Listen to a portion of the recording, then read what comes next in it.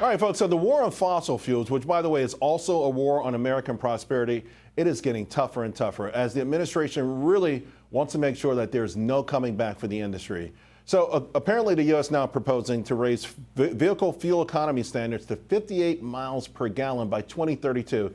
I mean, honestly, to achieve this, automakers, they need to make fleets where cars obviously going to be a lot less safer.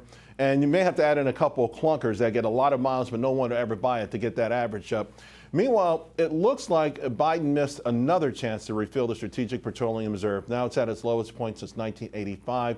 The administration has confused luck, weak China, a startup, warm winter, particularly in 2022, 2023, with brilliance. It's not.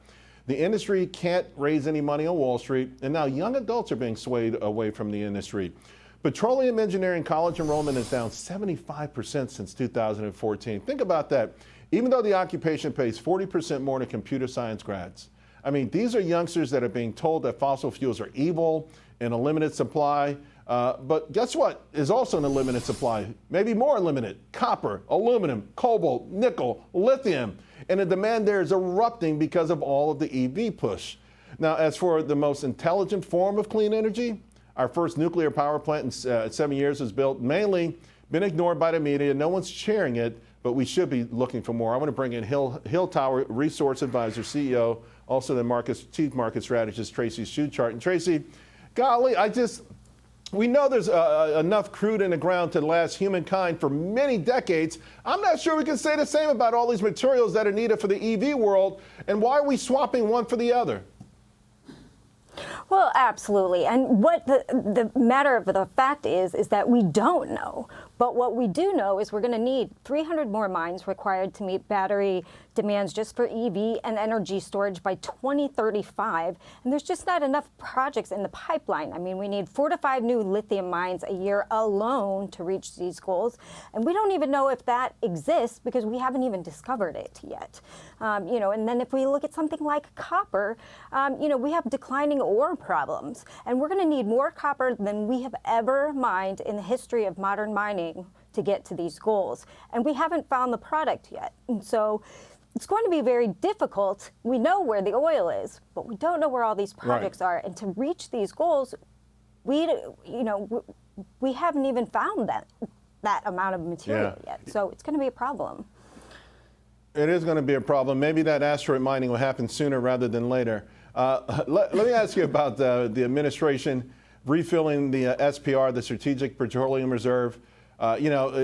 Crude came down a lot, and again, they got lucky. The demand wasn't there that everyone thought would be there. But have they missed their spot? I mean, do you think it turns back down? It feels like it wants to go higher from here. Well, yeah, I mean, I think we're set for higher for longer. It's a very tight market right now. We have not seen demand go down from the recession that hasn't come yet that everybody was anticipating. In fact, this year we're already at all-time highs for demand, higher than 2019. In addition, what's going to happen with the Biden administration is at this point, he's already canceled 3 million barrels of buyback already because the offers came in too high. And I continue to think we'll see higher for longer at this juncture. In addition, he's going into an election year. There's no way he's going to fill that SPR and risk even higher oil prices at that time. So I don't think we're going to see anything from this administration as far as refilling the SPR by any credible or notable means. I got you. Well, that means we're extremely vulnerable. Hey, I got less than a minute to go in the entire show, but something else I saw, speaking of domestic energy, it feels like we're going to need foreign engineers, right? The same way we need technology engineers because we don't churn them out of our own grade schools and colleges. I mean, kids don't want these jobs. It's sort of heartbreaking. I mean, is there any way to make it more appealing to young Americans besides, who gives up that kind of money? Well, yeah, absolutely. These are great paying jobs. We're already starting to see this hit the labor market as we have the older generation starting to retire. And so, that also is a problem for the industry because that affects how much we Yeah. can produce, right? If you don't have the workers, Yeah. then production. Yeah. And I don't know what it's really going to take to get this new generation interested in this field. gotta leave it and It's there. really hard when governments gotta are leave it there, saying, Tracy. forget. I got to hand it over to my colleague Liz Clayman.